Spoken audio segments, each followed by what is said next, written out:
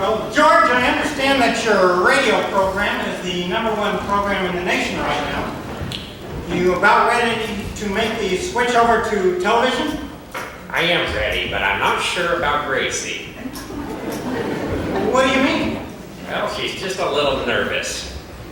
Gracie? Nervous? How can you tell? Well, she just keeps running from here to there. Like I said, how can you tell? I see your point.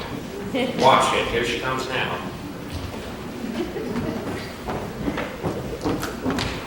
There you are. Where you been all day? At the beauty shop with Blanche Morton. Well, first I stopped to buy this beaded necklace. You know, on the way there, I noticed a man staring at me. Well, what'd you do? Well, I didn't want to be rude, so I stared back at him. Well, that was smart. And then I walked over to this Indian woman selling these beads. And while I was talking to her, I still felt this man was staring at me from behind. Same man?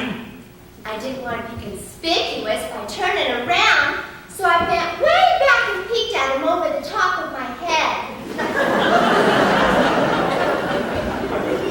Well, that was real subtle. And then he walked over to me. He wanted to pick me up. He did? Well, yeah. When I bent back to look at him, I fell down. I'm beginning to feel like you had more fun today than I did. And he spoke to me, too. He said, "I'm sure I've seen you somewhere before." And I said, "Well, you look familiar, too." Well, then what happened? Well, we still couldn't place each other. And he said, "Aren't you from San Francisco?" And I said, "Yes." And he said, "Well, I thought so. I'm from San Francisco, too." And I said, "Well, where did you live?" And he said, 422 Castro Street. And I said, "Well, that's where I lived." And he said, "Well, what's your name?" And I said, "Gracie." And he said, "Well, that's funny. I've got a sister named Gracie."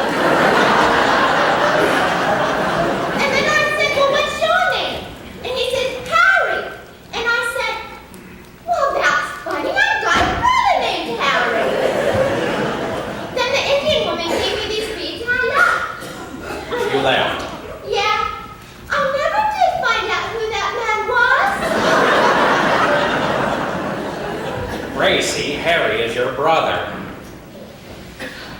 Oh, now I remember.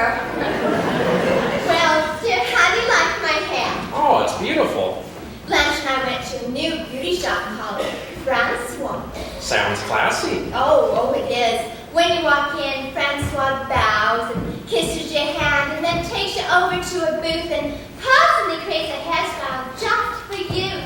Well, I bet Francois expects plenty in return for all this service. Well, sure. When I left, there stood Francois with his hand out. Naturally. What can I do? I kissed it.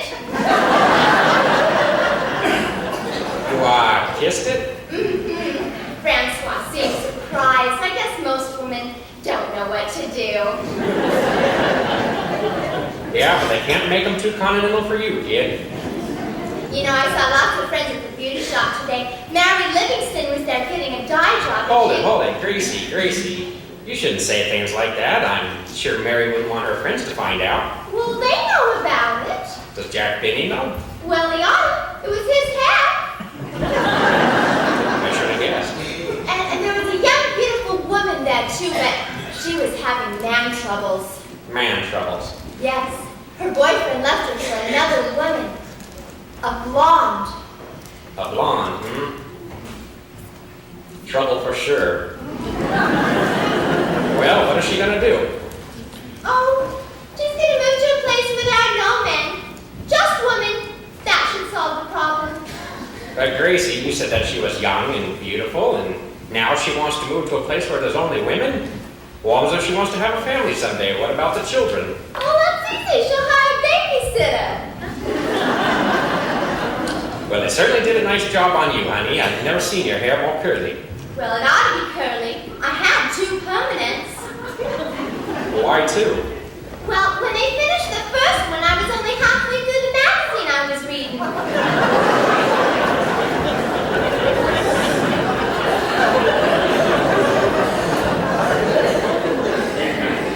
So you paid $20 for another permanent?